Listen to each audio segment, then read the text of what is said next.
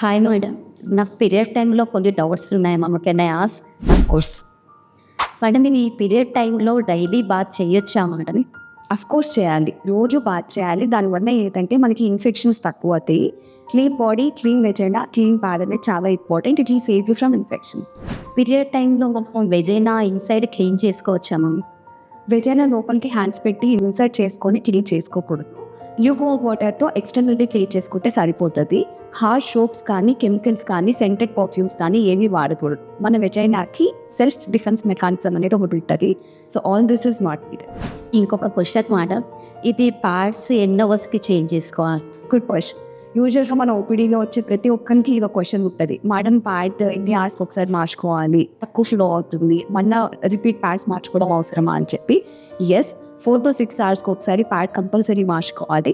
దీనివల్ల ఏంటంటే number 1 infections తక్కువ ఉంటాయి. Number 2 we ourselves will have a sense of cleanliness down there. ఇప్పుడు టాంబోస్ కప్స్ అనేసి ఇప్పుడు వస్తున్నాయి కదా మేడం, అది వర్జినిటీకి ఏమన్నా ఎఫెక్ట్ అవుతుందా? ఇప్పుడు this is totally wrong concept. Medically అలాంటి కాన్సెప్ట్ ఏది లేదు. So tampons and cups or pads whatever you use, it's out of your comfort అంతే.